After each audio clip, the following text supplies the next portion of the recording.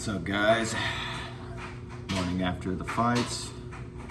Thought I'd recap them real quick before I start making my shaft capper Stephen Thompson video. Now, if I sound a little dead, it's because I'm kind of hungover. I meant to have one beer last night and I had 6. And also, I'm not even supposed to be drinking. I've been trying to quit, so I took a big L and a big step backwards. And I still gotta go work out, which is why I need this shit. I get the fucking, you can't read it because it's backwards, but it's rainbow sherbet. I'm still like a little kid and I like to pretend I'm drinking candy. But anyways, just a real quick recap. I only picked the main card. I honestly didn't care for the prelims. I didn't even really watch them this time. I was kind of busy. I caught them here and there, but I predicted the main card. I went 4-1, which is like, for me, a miracle. I very rarely pick that good. Usually I'm literally like 1-4. So it's a good sign going forward. But anyways, so the main event, Yadong beat Gutierrez by decision. Like I said, I figured Gutierrez, he's a survivor. I knew he wasn't gonna get knocked out. But yeah, man, Yadong looked a lot better. You know, he was doing a lot better at tracking Gutierrez down and forcing him to stand in front of him. But I think you saw a little bit that there were some times where he was getting a little frustrated. Gutierrez was landing pretty good kicks. He landed a really good front kick at one point. But yeah, Gutierrez just backs himself to the cage. And Yadong very smartly, you know, getting tired of chasing this guy around, realized he had a really good wrestling advantage. So he just took him down and basically held him down for the later portion of the fight. And Gutierrez did nothing to try to get up. He was just trying to stay safe, in my opinion. Literally locking guard, holding the overhooks or whatever they call that in jiu-jitsu. And yeah, not a really like great fight to watch, in my opinion. I kind of got distracted at certain points, especially when, you know, when you see that the guy on bottom's just not really trying, you know, he's not trying to take damage, he's not trying to take risks, which you can't blame him for. You know, having Yadong, he'd felt the power, and having Yadong on top of him definitely didn't give him like confidence to go for submissions. And to be honest, like Yadong probably was just way stronger than him. Like sometimes when you're grappling with someone and you just feel they're stronger, it's just rough. It's rough, you know. But yeah, Yadong did really good. Basically dominated, you know, didn't really take too much damage. Didn't really like, he stung him a couple times, but didn't like beat on him. Never really got going with good counters because Gutierrez doesn't like to exchange. But yeah, you can tell that he's been working on cutting the cage, not letting people run away from him. But still, you know, the fact that he's a big power puncher, it means that he has to be planted a lot of times. So that's always going to be a thing for him to watch out for. And it's going to be a thing that opponents are always going to try to take advantage of. But I thought he looked pretty good. You know, he's only 26. He's going to get better. We might be looking at a future champion if he can just, it's just little tiny things, I think. You know, maybe using the wrestling was a fucking great sign. And yeah, you know, him versus Petr Yan is a good fight. I liked his shit talking at the end. That was pretty funny. I like Yadong, man. Him versus Petr Yan is a interesting fight because Yan's never been knocked out, and but he didn't look great in that fight. He didn't look great in a couple of his last fights. I felt like at the time he really needed a rest. He was taking way too many fights. He was like, yeah, he just looked lethargic. He looked like he wasn't giving himself a chance to grow. But anyways, that's for another time. Yadong did really good. And wins by decision. I hope you listen to me and put something on that because I don't think the odds were in that favor. Co-main event, Khalil Roundtree Jr. TKO's Anthony Smith. Yeah, this one, you know, I wasn't expecting Smith to start so aggressively and put Khalil on the back foot. I thought Khalil was looking really good, you know, looking really sharp, not over swinging constantly. When you're built like that and you got that kind of power, you don't have to swing hard. Just fucking punch someone in the face like that.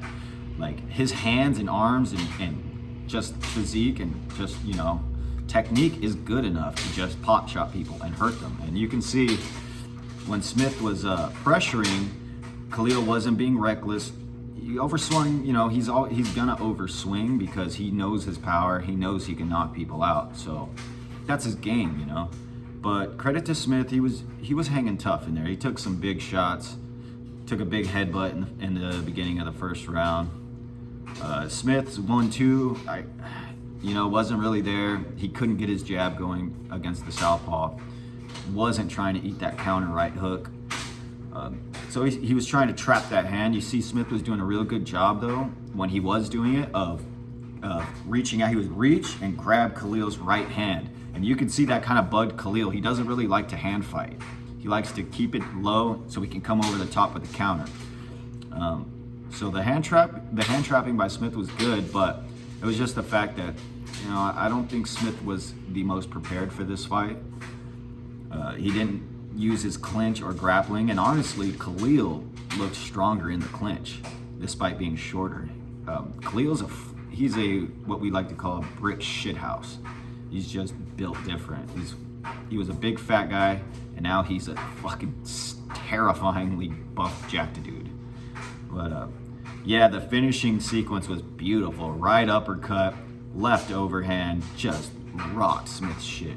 And I gotta say, dude, it's gonna be one of my most favorite ways to show the ref I'll kill this guy, is to just menacingly walk up to them with your hand raised in the air, dude. I'd be so scared if I was watching that. But yeah, Khalil looked good. I don't necessarily think he deserves a title shot off beating Anthony Smith on short notice, but it would be interesting to see him versus Rakic.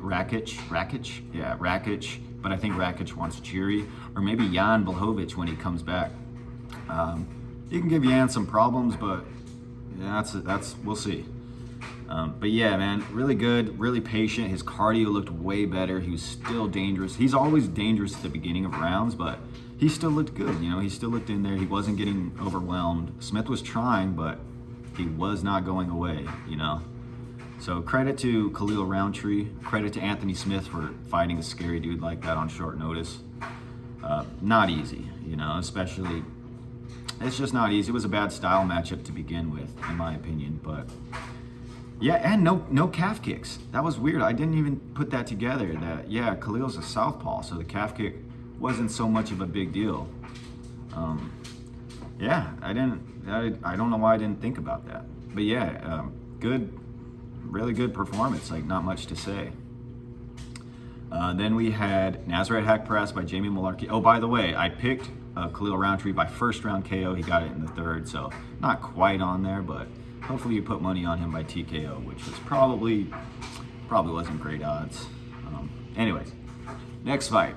Nazareth hack press knocks out Jamie Mullarkey in the first round. I'm pretty positive I picked first round KO, and yeah, that's what happened. He just had the boxing speed advantage, and you can see he started going to the body with that left hand, and then he kind of ducks, and then Jamie Mullarkey missed the parry. It wasn't a straight punch. He went around and just caught him right on the side of the chin, hit him literally 15 times with uppercuts as he was. Credit to Mullarkey, because he's just zombieing his way to his feet while just getting uppercutted over and over and over. But then a couple more big punches put him down, and the ref probably did him a favor. I mean, I don't know how he was going to get himself out of that. It was just so much damage, But yeah, I figured that Haqparast' aggression, he was a fast starter, and he's got really good boxing. And like I was saying, this was an actual winnable fight instead of a veteran like Bobby Green or Dan Hooker.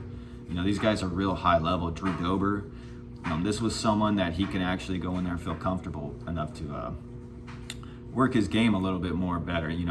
I think Nazareth is a lot better when he goes forward. He's not so great off the back foot. He's got good counters, but I just think his style does better when he goes at people. And yeah, great knockout, honestly. One of his best knockouts he's had.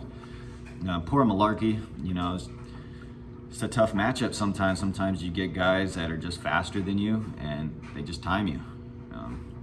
But hopefully, they give him a good matchup because I like Jamie Malarkey. He didn't seem to take the loss very well either. I hope he's, you know, it is what it is. But yeah, I called that one too. So that's 3. That's good.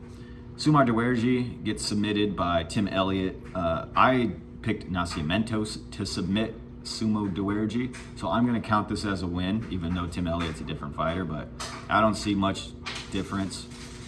Yeah, he's just got some big holes in the jiu-jitsu and the wrestling. He's a lanky counter striker, but if he can't land those big power punches on you and knock you out, it's tough, you know. Tim Elliott was awkward, doing a real good job of feinting low, feigning the shots, and he had Sumar Dewerji worried. And then, yeah, just got him down and just arm triangled the shit out of him. He had him in a really good cradle for a long time. That fool's head was literally in his own dick. That shit looked really uncomfortable. Tim Elliott's strong for a flyweight too, and on short notice. Good for him, man. Wait, was that flyweight? Yeah, I think it was flyweight. But yeah, that arm triangle, the transition to it was really slick, and it just seemed to catch Sumar Dewerji by surprise, you know. But that's to be expected. He's just not a great grappler, unfortunately. Got some holes to work on, but you know, at least he didn't get like brutally TKO'd and mauled. He ate a couple big shots and then got choked. And it looked brutal though, watching the blood just leak out of his face while he's getting strangled. Yeah, brutal. But anyways, good shit for Tim Elliott. I'm counting that as a win because I said Sumar Dewerji would get submitted and he did. So, fight me. And the one I got wrong was Andre Muniz versus Ju Young Park. I underestimated how big Andre Muniz is. And I also underestimated the fact that he takes the initiative. And Ju Young Park being, like I said, he's a generalist. He's good everywhere. Specialists can give people like that a lot of problems. I have some experience with that because I'm not really great anywhere when I train. I'm kind of all-rounded. And dudes that are like really good at wrestling or really good at something, they can give me some hard times. That's why it's very important to learn how to adapt to styles, you know. But Ju Young Park, he's just kind of a pressure fighting boxer, clinch fighter, and Muniz was able to just kind of control him. Didn't really damage him because Muniz doesn't really do a lot of ground and pound, kind of like Jailton Almeida. But he controlled him, took the back. He just dictated where the fight was, and Ju Young didn't really get off too much. I can see why a judge gave it to him, just because Andre Muniz wasn't damaging him, but I mean, he got controlled so much. Oh, excuse me. He got controlled a lot during that fight. So, yeah, not much to say about it. Kind of a snoozer. Good for Andre Muniz. He's probably really psyched to be back in the win column. But again, man, if he doesn't get that armbar, it just doesn't seem like he has any submissions. Hate to say it. I know that's not true, or he just doesn't feel comfortable going for them. But yeah, man, good win for him. He came in, did the job, beat a guy on like a 4 or 5 fight win streak, and yeah, didn't really take any damage. And neither did the Iron Turtle. He'll be back. Yeah, just probably a tough matchup for him. But yeah, that's pretty much it. Oh, and Tatsuro Taira used his grappling to set up that right hand earlier against Carlos Hernandez. I didn't think he would knock him out like that though. But you can see that with the right hand, it's not just, he didn't just throw the right hand, he actually ducked and then just threw the straight right, you know what I mean? So the duck caused Hernandez to think a shot was coming, and then that right hand just went in so clean.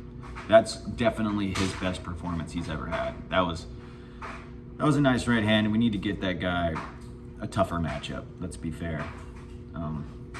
But all right, that's gonna do it for this video. I will be making this Stephen Thompson Shaft Cat video today.